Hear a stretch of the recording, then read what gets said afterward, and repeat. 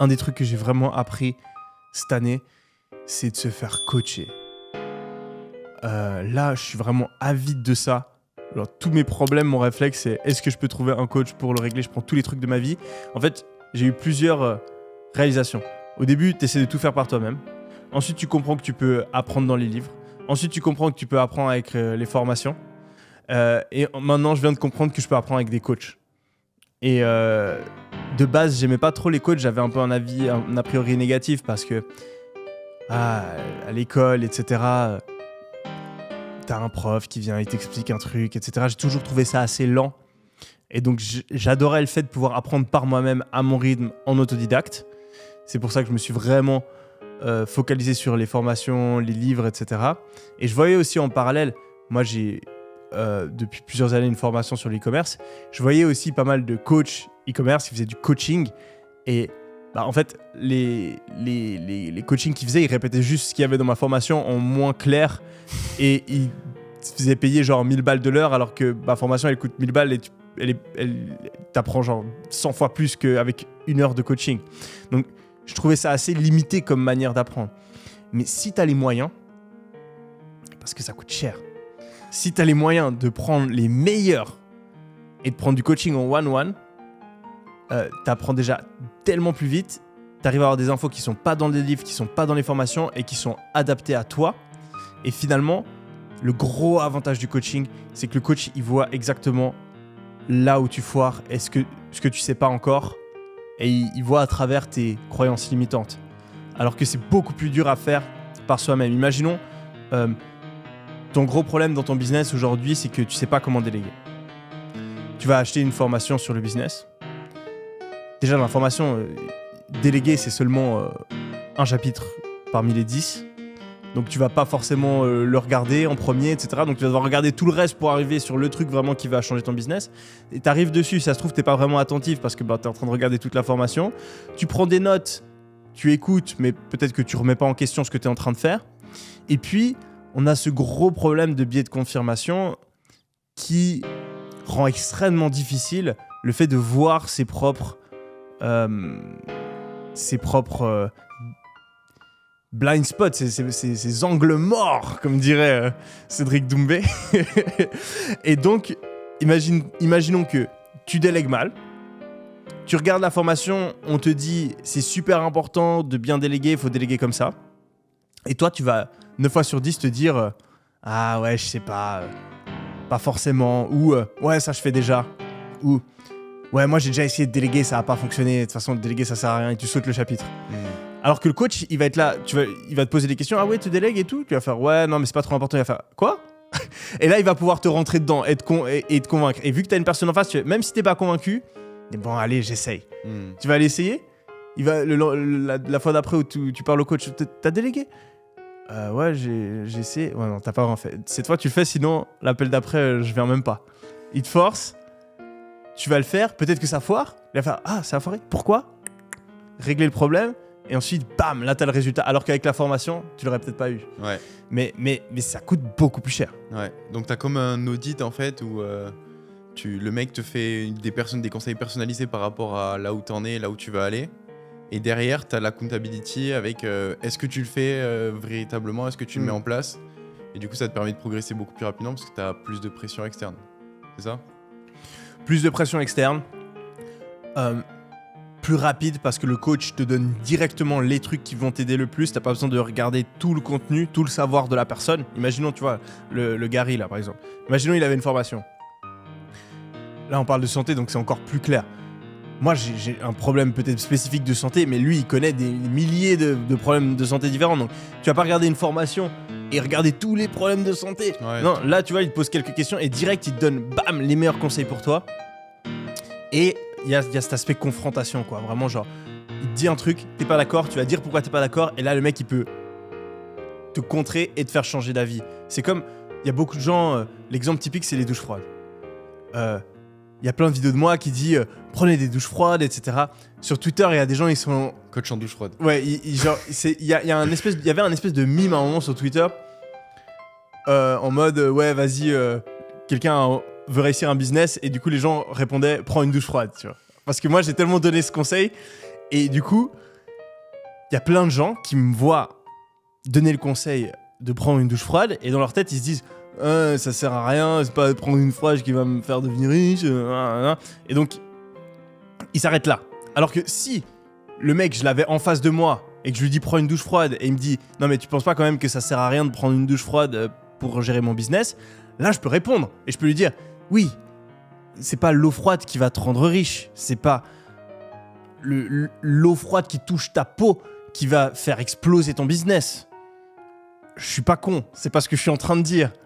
Mais c'est le fait de mettre en place des habitudes positives, le fait d'aller contre, de sortir de ta zone de confort, de faire des choses que t'as pas envie, le fait aussi d'augmenter la dopamine qu'il y a dans ton corps, ton esprit, ton cerveau en début de journée, qui va te rendre plus facile le fait de passer à l'action et de faire des choses difficiles. Toutes ces choses-là, sur une longue période de temps, ça augmente de manière quand même très conséquente le fait que tu atteignes tes objectifs. Et d'ailleurs, c'est drôle, une douche froide, on peut dire tout ce qu'on veut. Genre, je te donne vraiment le challenge, et toutes les personnes qui regardent cette vidéo, je vous donne le challenge de se réveiller le matin. Ok, imaginons, tu veux te réveiller à 8h. Tu te réveilles à 8h, tu vas prendre une douche froide, et après, t'essayes de rien foutre de ta journée. Et tu vas voir à quel point c'est plus difficile de rien foutre de sa journée après avoir pris une douche froide le matin que si tu l'as pas fait. Tu te réveilles, tu restes sur ton phone, t'es à TikTok, ouais, tu fais à moitié les choses, t'es un peu... On l'a tous fait. C'est la journée, je pense, de la plupart des gens aujourd'hui. Après une douche froide, automatiquement, il y a un truc qui se passe dans ta tête. T'as pas envie d'aller te recoucher dans ton lit et de te foutre sur TikTok. Tout d'un coup, tu dis ah tiens, et si je rangeais ma chambre? Tout d'un coup, tu vas dire ah oui, c'est vrai, putain, j'ai envie de faire ce truc, et tu vas te poser, tu vas commencer à lire un livre. Et ça, en fait, c'est dû au fait que tu as changé la chimie de ton cerveau, tu as ajouté de la dopamine, et que donc ton cerveau, automatiquement, il a envie de faire des trucs constructifs. Et c'est à ça que ça sert la douche froide. C'est pas un truc religieux, c'est pas... Et en fait, le fait de pouvoir parler, interagir avec les gens, là, j'ai créé la réponse du mec, tu vois, pour pouvoir le convaincre. Le fait d'avoir ce débat, c'est un truc que t'as pas trop sur les contenus, livres, formation en ligne, ouais. Et avec le coaching, tu l'as. C'est un truc qui manque. Ouais. C'est quoi les domaines sur lesquels tu te fais coacher du coup? Sur quoi est-ce que tu as envie de progresser en ce moment? Alors là, actuellement, j'ai un coach de boxe. Ouais, ça j'ai rencontré. Donc ça, c'est... Poutine. Mec, c'est abusé, là. Vraiment abusé, tête. C'est il ouf. te ressemble tellement à ouais. Poutine, mais... Je croyais qu'il était russe au début, moi j'en étais persuadé. Mais il est biélorusse. Ah ouais. Ouais. Ouais, ça... Bah, et moi là, je crois que je t'ai raconté. Le premier entraînement que je fais avec lui, donc déjà, le mec, déjà il ressemble à Poutine, ensuite c'est un russe, il parle anglais avec l'accent russe, enfin il est biélorusse. Il parle pas fort en plus. Il parle pas fort. C'est insupportable. Tu sens que c'est un peu un mec, tu vois, t'as pas envie de lui faire chier. Donc déjà j'étais un peu tendu. Je fais l'entraînement, le mec il me dit de faire le truc et tout, il parle pas beaucoup. Et à un moment je donne un coup, et mon coup il lui touche le nez, tu vois, genre très doucement. Hein. Et je te promets que dans ma tête, j'ai eu envie de dire pardon monsieur le président.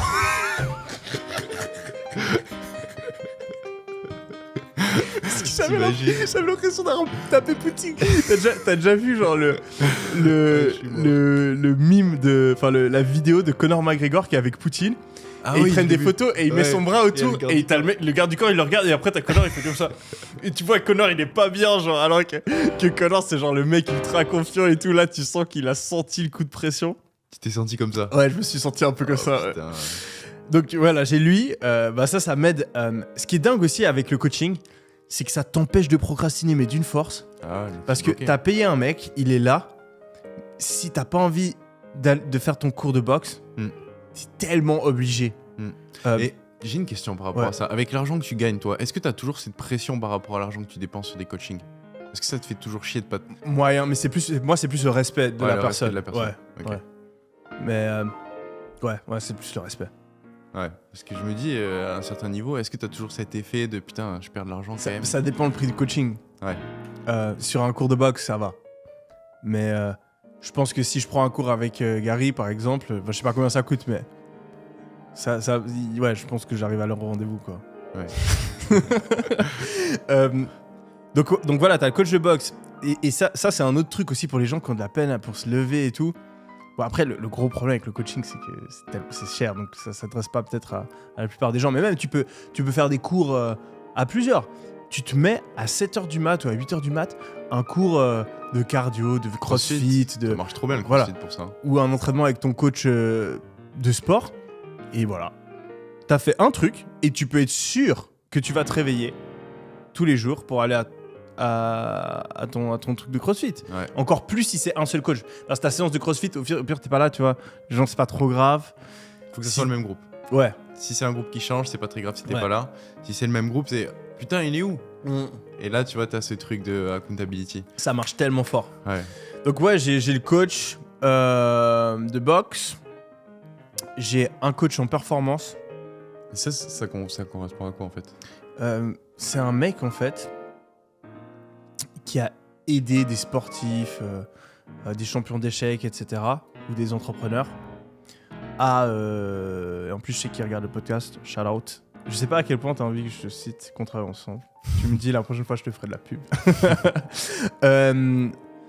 Et en fait, il va venir regarder ta vie et il va juste t'aider à performer. Donc, si tu es un sportif, comment tu performes dans les compétitions, mais ça s'applique aussi très bien aux entrepreneurs. Donc, comment est-ce que tu fais pour avoir la productivité, on parle souvent de prise de décision. Comment avoir la meilleure prise de décision, comment découvrir tes blind spots, comment atteindre tes objectifs en fait. C'est un coach en comment atteindre tes objectifs, je dirais. Et tu fais quoi avec lui? T'as des appels toutes les semaines? Comment ça se déroule? J'ai un appel de 2 heures par semaine. Ça aussi, franchement, j'avais jamais fait. J'en ai fait que 2 séances, mais c'est grave stylé parce que ça te permet d'analyser comment tu prends tes décisions, comment tu réfléchis et de remettre en question pas mal de choses. Parce qu'en fait, il y a un truc qui se passe quand tu réfléchis. Les pensées, elles suivent des chemins de pensée. Donc, imaginons tu vas partir de la pensée comment est-ce que je peux faire pour améliorer mon business. Et à ça, ton cerveau, il va penser ah oui, alors il y a plusieurs trucs que je peux faire, je peux améliorer mon marketing, je peux aussi améliorer mon produit, je pense que améliorer mon produit c'est le plus important, comment est-ce que j'améliore mon produit, il faut que je fasse ça. Il faut que, par exemple, imaginons que tu fais des formations, il faut que je retourne le module 1 de ma formation. Tu as eu ce chemin de pensée. Le lendemain ou même 2 heures plus tard, tu vas te reposer la même question. Putain, faut que j'améliore mon business, oui, le produit, la formation, faut que j'améliore la formation. Et en fait, cette pensée-là, tu l'as des milliers de fois. Je sais pas si tu as des trucs comme ça, je pense que c'est le cas pour tout le monde. Tu te poses la même question et tu arrives à la même conclusion des centaines de fois dans ton cerveau. Et en fait, tu as l'impression que tu réfléchis, mais tu réfléchis pas, tu n'avances pas. Un coach, il va te prendre une décision. Donc par exemple là, ce truc-là de... il faut que je refasse un module pour ma formation, ou faut que je quitte mon travail, faut que je lance mon business. Et il va dire pourquoi est-ce que tu arrives là. Et on va reprendre toutes les étapes de ton raisonnement et il va challenger chacune des étapes. Et en fait, ça tu le fais jamais automatiquement quand tu es tout seul. Et lui, il va te challenger et ça va te permettre de voir ah putain, en fait je suis arrivé à la conclusion qu'il fallait que je refasse le module, mais en fait c'est parce que moi j'adore travailler sur ma formation et je redoute le fait d'appeler mes clients, par exemple. Et en fait, tu te rends compte que c'est parce que émotionnellement, t'es attiré vers un truc et repoussé vers un autre que t'arrives à cette conclusion, pas parce que c'est vraiment la meilleure chose à faire pour ton business maintenant. Et là, grâce à l'aide du coach, tu te rends compte que c'est faux, tu changes ce que t'es en train de faire et t'avances beaucoup plus vite vers tes objectifs. Et dans ce process, comment il s'y prend? Il te pose des questions ou il t'aiguille en te donnant des affirmations? En fait, il va te poser des questions et après, il va analyser s'il y a des biais dans ta prise de décision. Et te les faire remarquer en fait. Et il te guide. C'est pas. Il va pas te dire quoi faire. Non. C'est pas un conseiller. Après, si par exemple t'as une problématique, imaginons que t'es trop émotionnel, il va te dire oui, pour mieux gérer tes émotions, je te conseille de faire ça, tu vois. Mais c'est pas un coach en business. Il va pas te dire, tu vois, il est un coach en performance. Donc il est coach en prise de décision, en comment mieux réfléchir, en mindset. Et ça t'apporte un miroir sur toi, tes processus inconscients que tu pourrais pas analyser seul. Et après là, je te parle que des 2 premières séances. Genre, je sais pas ce qui va m'apprendre. Tu vois, je pense qu'il y a plein d'autres facettes. Et t'as fixé un objectif avec lui, par exemple parce que généralement, le processus de coaching, t'attends une transformation un petit peu. Tu sais, entre le début et la fin ou pas? Moi, je crois pas. Okay. Je crois pas qu'on a d'objectif très clair. Après, je me rends compte à quel point j'oublie des trucs aussi. Si tu prends beaucoup de coaching en même temps, c'est sûr que ça fait beaucoup d'infos. Putain, la journée d'hier que je me suis tapé. C'était journée d'hier. je commence, je fais du neurofeedback. Donc ça aussi, tu vois, c'est dans cette démarche. En fait, c'est ma journée d'hier. Le jeudi, c'est ma journée, je me fais coacher. Et j'ai enchaîné les coachings. Donc j'ai eu le neurofeedback que je considère plus ou moins comme un coaching. C'est une espèce de sorte de méditation où tu as des voyants sur... Enfin, ils mesurent l'activité électrique de ton cerveau. Et si tu es dans les bonnes zones de réflexion, les bonnes zones d'activité, tu as les lumières qui s'allument. Donc en gros, le but c'est d'atteindre un peu un état de concentration. Ton cerveau il fonctionne bien. C'est un peu comme de la méditation. Mais sauf que la méditation, ce qui est chiant, c'est que quand tu médites, tu vas partir dans tes pensées. Et à chaque fois, tu dois revenir. Bah là, en fait, quand tu pars dans tes pensées, genre la lumière, elle s'éteint. Et en gros, ben, ça te donne un voyant de à quel point tu gères ce que tu fais. Et ça marche trop bien. Moi, hier, à un moment, je te jure, j'ai l'impression de, je sais pas, et tout mon corps qui s'est activé. Je me suis senti super vivant. Très, très bizarre. Mais ouais, j'ai l'impression de ressentir des trucs de Bouddha. Genre bientôt, je vais décoller de la chaise. En fait, quand je faisais ce truc, je me sentais un peu comme... T'as vu la série Stranger Things? Ouais. Bah tu vois, Eleven, elle essaie de faire bouger des trucs avec sa tête. Ouais. Bah en gros, c'est un peu la même chose. T'as des électrodes sur la tête et t'essaies de faire allumer la lumière sur le... Et t'as l'impression de, quand ça marche, de vraiment avoir un pouvoir dans ton cerveau et tu te sens un peu... tu te sens bien, quoi. C'est super stylé. Mais c'est comme de la pleine conscience ou... Pas vraiment, en fait, c'est... Je sais pas comment dire, en fait... T'arrives à le contrôler. Ouais, mais c'est dur. Et tu sais pas exactement qu'est-ce qu'il faut faire.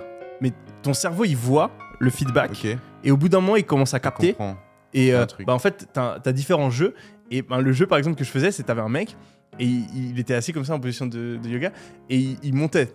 Et quand tu réussis, ça le faisait monter. Quand tu foires, ça descend. Et le but, c'est de le faire monter tout en haut de l'écran. Et donc, tu vois, tu fais monter. Et après, tu galères, il redescend. Et en fait, c'est impressionnant parce que tu te mets dans un état où ces séances, elles durent 50 minutes. Et je te jure, j'ai l'impression qu'elles durent 10 minutes. Ah ouais? Genre, t'es dans un état un peu de transe. Il y a tout qui passe super vite. Tu te sens grave bien. Et après, tout le reste de la journée, tu te sens beaucoup mieux. Et la finalité, c'est du bien-être. Ouais, en fait, ça a été étudié, c'est un meilleur, ou c'est un effet équivalent aux médicaments pour traiter les troubles de l'attention, l'anxiété et la dépression. Putain, et en fait, genre, en allant là-bas, ce qu'ils font avant que tu fasses, et ça aide aussi pour la mémoire, la concentration, c'est bien pour plein de trucs, quoi. Et avant de faire ce test, enfin avant de commencer l'entraînement, ils te font un test. Donc tu restes pendant 40 minutes avec plein d'électrodes sur la tête. Et donc ils m'ont diagnostiqué, enfin c'est pas vraiment un vrai diagnostic, mais en gros tu vois sur ces différents trucs genre anxiété, dépression, insomnie, troubles de l'attention, je sais pas, tu vois un peu dans quel pourcentage t'as. Et en fait, j'ai découvert que j'avais un léger trouble de l'attention.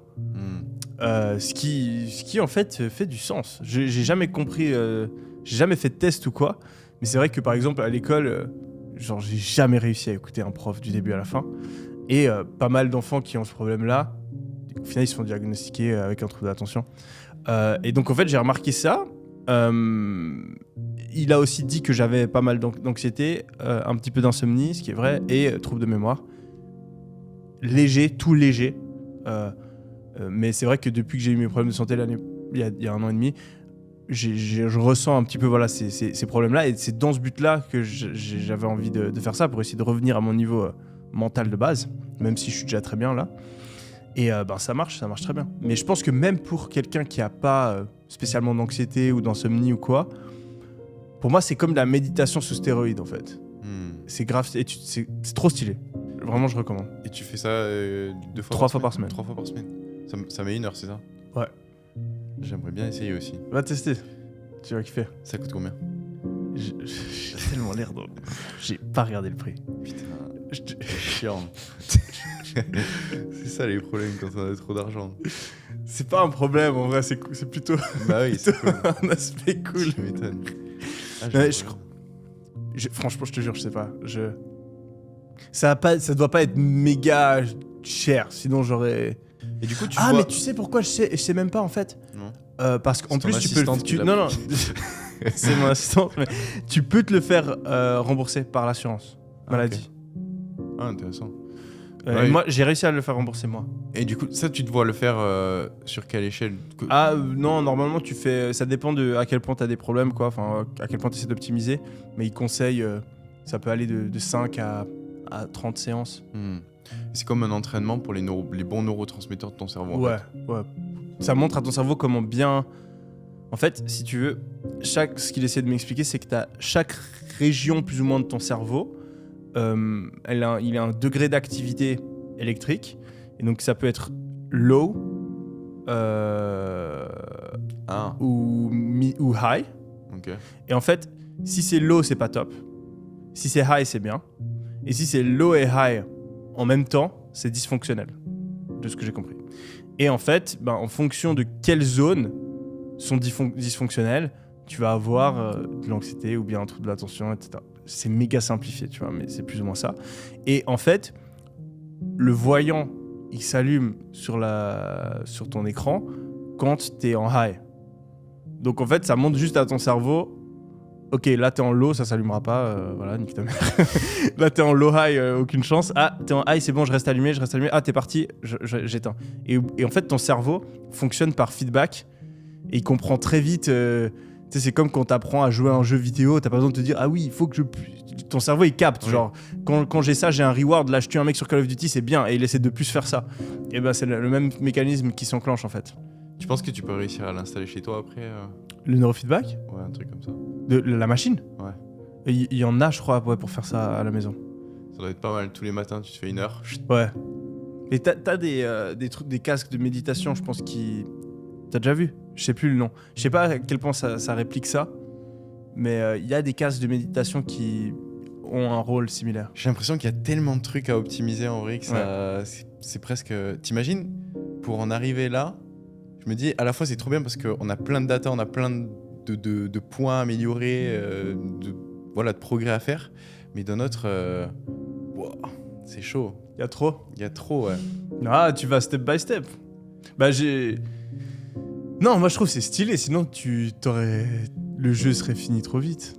Et t'imagines l'environnement dans lequel on est pour pouvoir arriver à ce niveau-là de réflexion et de détail sur l'optimisation de nos performances. C'est vraiment pas du détail. Moi je réfléchis toujours en mode histoire longue et je me dis ça doit faire quoi, 5 ans, 10 ans qu'on a ce niveau de détail sur notre santé. Ouais. Et je me dis putain mais... Ah tu dis pas notre vie générale, tu dis... non, je dis pas notre vie personnelle, tu parles de l'humanité. Ouais. Ah ok. Je dis que notre environnement aujourd'hui il est tellement flingué qu'on a toutes ces maladies chroniques, mentales comme physiques, le cancer, l'anxiété, la dépression, etc. Tout est lié au final à notre environnement. Et on est obligé d'en arriver à ce niveau d'extrême au final pour se sentir mieux. En faisant des tests hyper poussés sur notre santé, en s'asseyant 3 fois par semaine 1 heure avec des électrodes sur la tête pour regarder un Bouddha qui monte sur un écran. Tu vois, d'un côté c'est trop bien parce que ça te permet de comprendre plein de choses et d'optimiser plein de choses sur ton potentiel et tout, mais d'un autre c'est what the fuck, tu vois. What the fuck, dans quel sens ? Tu dis que tu penses que c'est à cause de notre environnement qu'on doit faire ça ? Ouais. C'est pas les protocoles en eux-mêmes que je remets en question, c'est plus l'environnement qui est tellement flingué dans lequel on est qu'on est obligé d'arriver à ce niveau-là de précision et de détail, tu vois. Non, c'est vrai qu'il y a de nombreuses choses qui handicapent notre santé et le fonctionnement de notre cerveau actuellement. Mais je pense que ce genre de truc, c'est utile de toute façon, quoi. Même, tu vois, je pense pas que c'est une conséquence de la mauvaise alimentation ou des réseaux sociaux, ce genre de trucs. Je pense que même tu prends un homme des cavernes, tu lui fais faire du neurofeedback, franchement, il est mieux après. Genre, c'est pour tout le monde, pour moi. Faudrait que tout le monde essaye.